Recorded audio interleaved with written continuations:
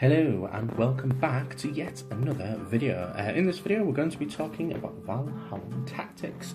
So in the background you will be seeing my Valhallan clone models alongside the context of a couple of other models, basically showing you how they can be used. Before we begin though, if you'd like to see more videos like this one, please grab Pietro's Mark 45 and shoot at the subscribe and the bell button so you never miss an upload. So what are we doing? So obviously we're talking about Valhallans.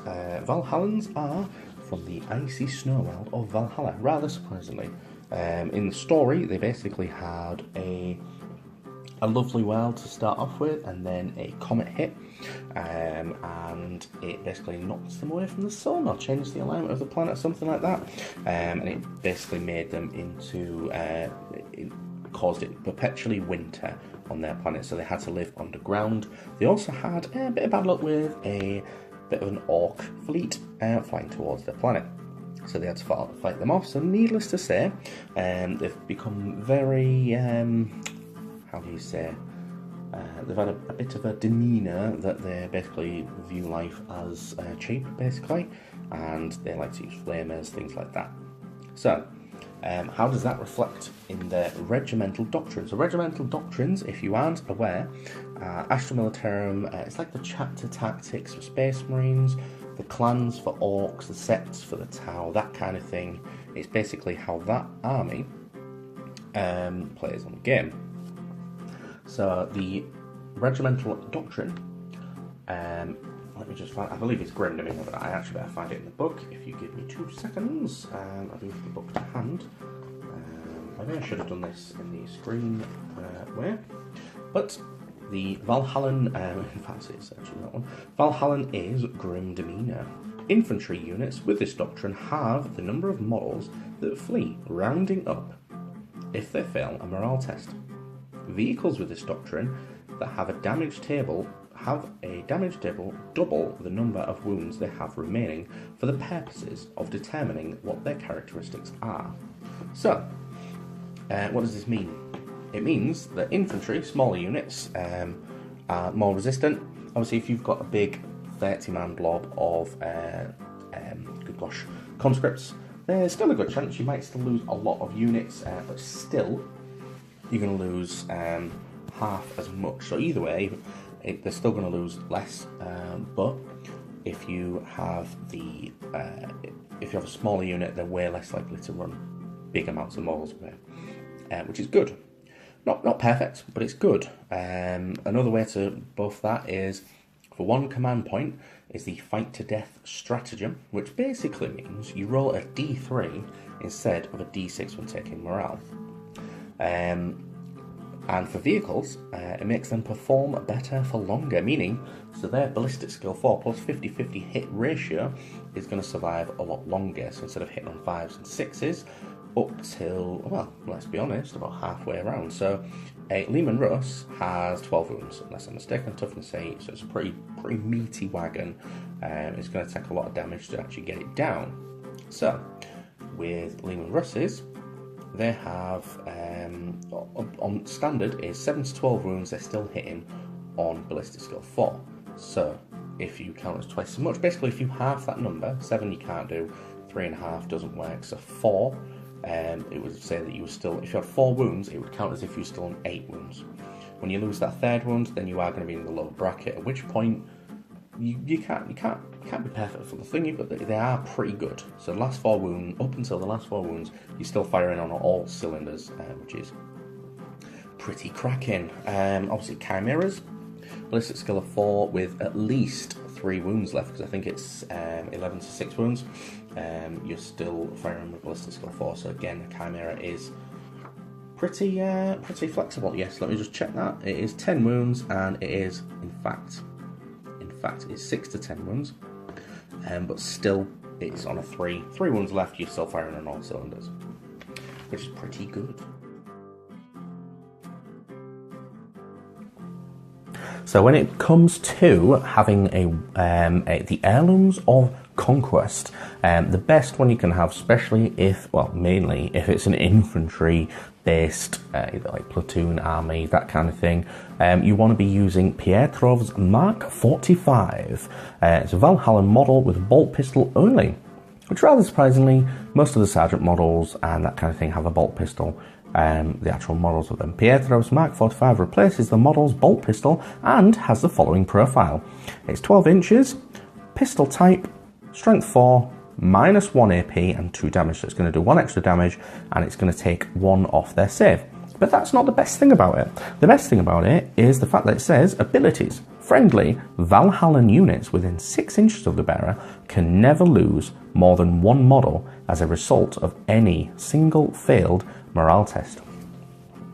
Which is pretty nice, especially if you've got it near a big conscript blob. I suppose it does kind of make the standard morale invalid to an extent, but that's only as long as this guy's alive. So you could give it to a platoon commander or something like that, someone who's less of a target, or give it to your commander, whichever way you like it. So we'll move on to the warlord traits. I think I need to go back on the book. Let's go back. That's not it. I think I've gone too far. Typical me. It's actually the other way around. One side, one moment. Yes.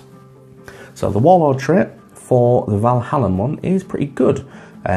What it boils down to is it is a 5-up feel no pain for infantry and a 6-up feel no pain for vehicles. So if you've got a tank commander, he's going to get 6-up feel no pain against any wounds caused. So that's good.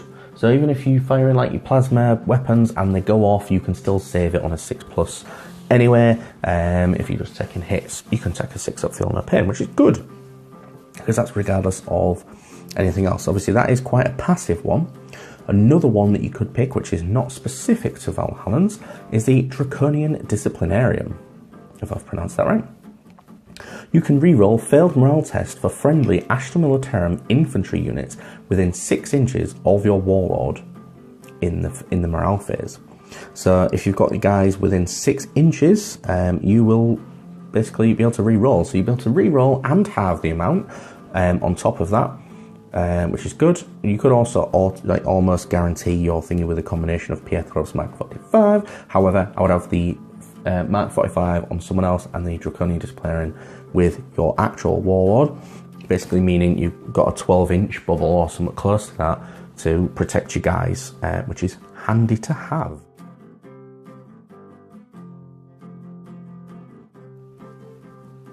Yeah, so basically moving on, another thing that I would say about the Valhallan tactics is really good for morale, really good for infantry. Obviously, Cadians are better with their natural rerolls to 1. However, obviously your normal infantry squads can be issued, well, any infantry squads can be issued to reroll 1s, which is alright.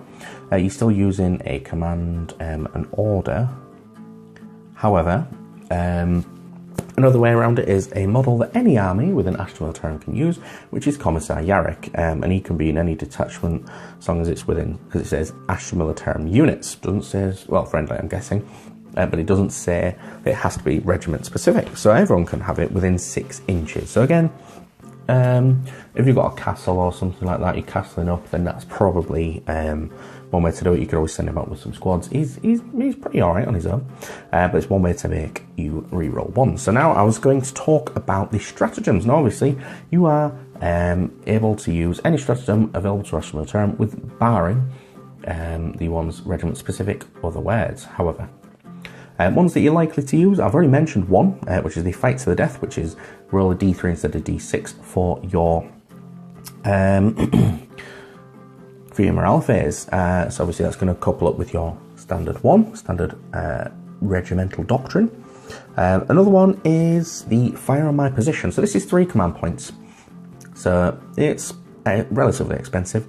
But if you're sending infantry units up to die, which is a bit fluffy, I'm not going to lie, for Valhallans, then basically, if they've got a Voxcaster in the unit and before the last model's removed, I believe it says, you can roll a D6 and model units within 3 inches, so more than one, within 3 inches, suffer D3 mortal wounds on a 4-up. So if you've got a unit of characters around you, or a couple of units of characters, obviously individual guys, you know, like a Death Star kind of thing, then you can, you know, basically on a 50-50 chance of getting them D3 mortal wounds to basically make them think twice. Obviously, you could use it as a bit of a psychological warfare beforehand, just to keep them away from your infantry, which would be kind of funny. Another way is the Officio Prefectus tank. I need to actually find the command points. It's 2 command points, so it's not a bad one, in my opinion. Because again, within 6 inches, you've got a leadership 9 within 6 inches of a Lemurus. And Lemurus is pretty big, and especially if you're protecting your tanks with your guardsmen, that's going to be a good one to use. And it's basically going to couple up with their natural halving the amounts, and also the if you wanted to, the fight to the death command point basically. Take cover's another one, basically +1 to save, and it's 1 command point. Send in the next wave. So this is the regiment specific one, which I'm a little bit annoyed. I understand it. I definitely understand it. So I'm not gonna what's the word? Go on about it too much. But sending the next wave is really only for open play, unless you actually. Well, actually, you could use this. So it's 2. We'll explain the rule. So it's 2 command points, and basically what you can do is you can redeploy a unit that was destroyed earlier in the game. As long as it's wholly within 6 inches of an edge of a battlefield, so you can basically effectively deep strike them, and more than 9 inches away from enemy models. So basically, you can only use generate new units if you've already paid the points or it's open play. That's what I was trying to get at. But suppose you could have a finite amount of models and basically send them up on suicide missions and just use your 2 command points for the send in the next wave every time, and you would get an extra unit from nowhere basically. Well, not from nowhere. You could keep a reserve points of, like, well, say 200 points something. You could just send all your units up and then bring them back. Depends on your enemy. So it's not exactly a foolproof plan, but it's a good little thing, good little feature.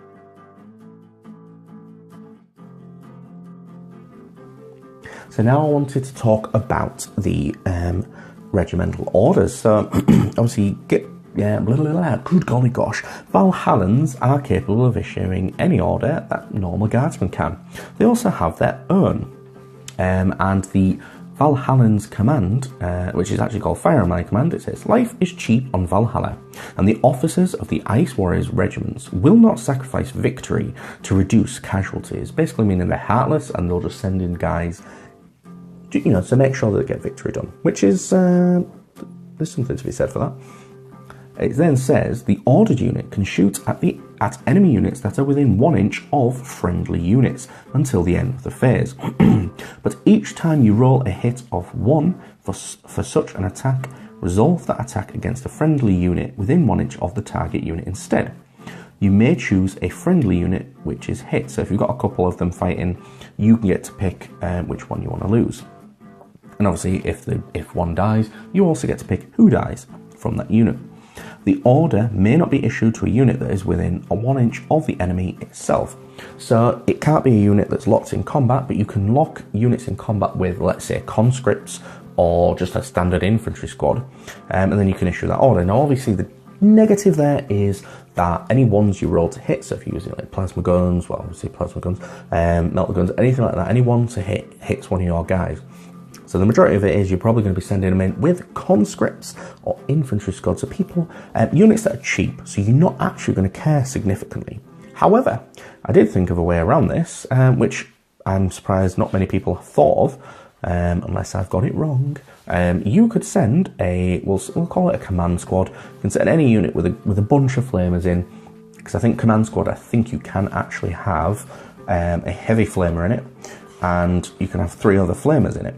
Let's have a look. Yep, heavy flamer. So you can have 1 heavy flamer and 3 flamers, and that way you can ban some models. Obviously, you basically get 3d6 at strength 4, and then you would get. Let me see if I can find it, because and then you would get d6 at strength 5 -1 and damage 1.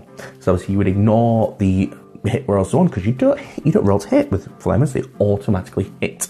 And you would also get at least 1d6 worth of strength 5 minus 1 AP, and so going against infantry of any sort, of any flavour, you can do some damage. You could get two command squads to do it. However, that might be too much of a point sink or resources. However, it is a neat little tactic. Or you could just do your standard infantry squads and just like you could even use heavy weapon squads at this. But obviously you will be rolling ones and they will be killing your own guys. But who cares? We are Valhallan Ice Warriors after all.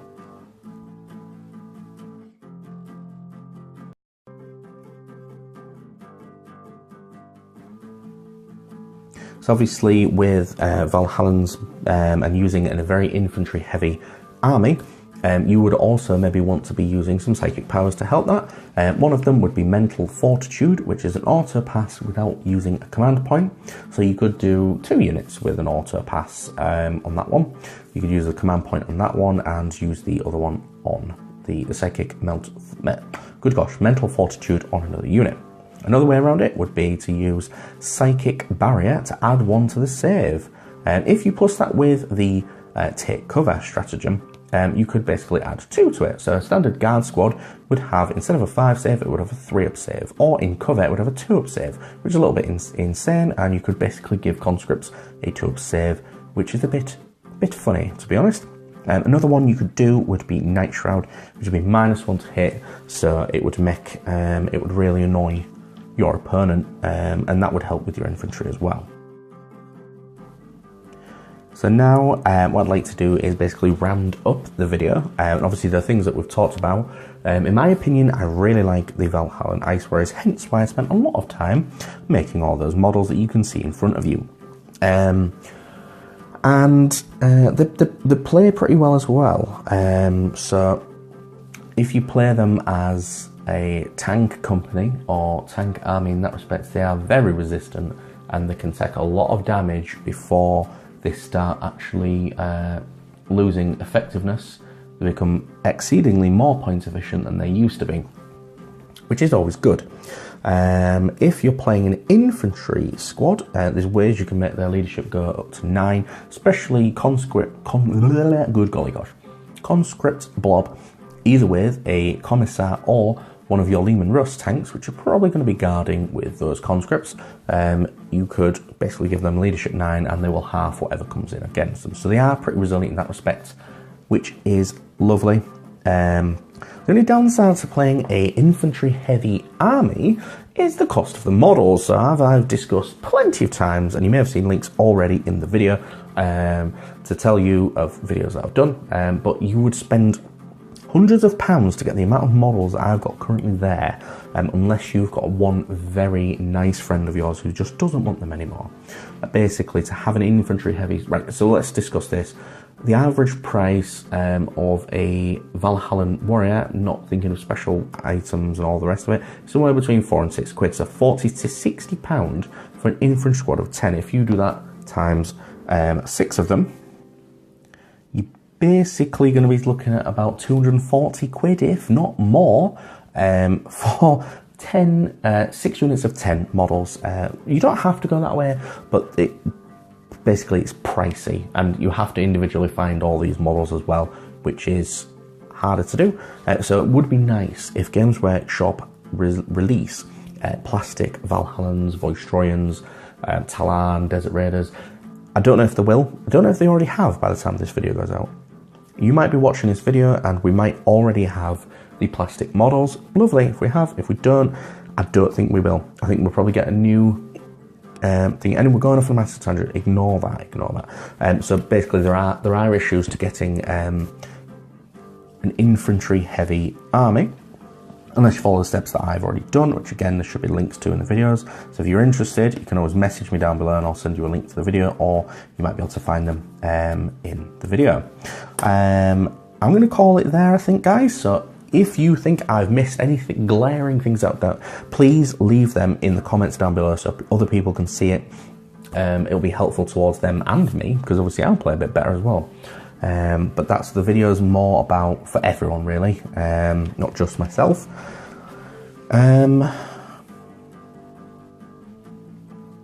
If you want to comment on the models that you're seeing below, you can leave that in the comments down below. That's not a problem at all. As ever, please subscribe if you haven't already.